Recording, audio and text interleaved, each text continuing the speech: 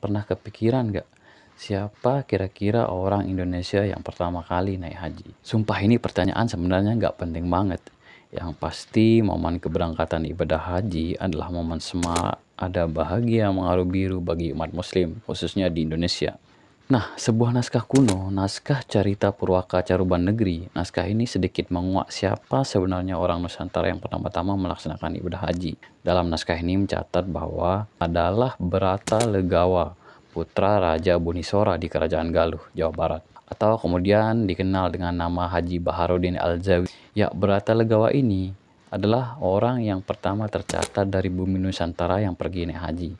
Keberangkatannya tercatat sekitar pada abad ke-13. Sebenarnya sih nggak bisa dikatakan orang Nusantara yang pertama melaksanakan ibadah haji.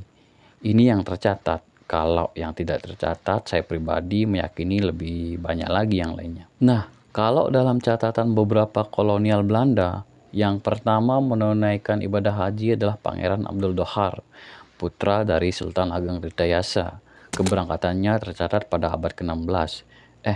Tapi ada beda 3 abad dengan Berata Legawa, jadi tentu Berata Legawa lebih dulu.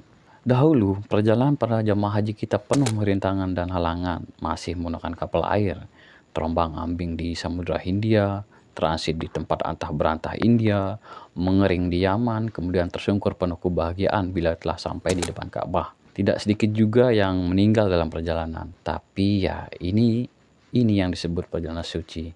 Nah, dan tidak sedikit juga mereka yang menetap di Mekah sekalian untuk menuntut ilmu. Nah, kalau keberangkatan resmi jamaah haji kita sendiri, jamaah di Indonesia, terekam bahwa pertama kali pada tahun 1948, 3 tahun setelah kita merdeka. Keberangkatan ini disebut Misi Haji 1 Republik Indonesia. Nah, mulai dari sanalah kemudian keberangkatan jamaah haji kita dilepas resmi oleh pemerintah. Ya, kayak sekarang ini.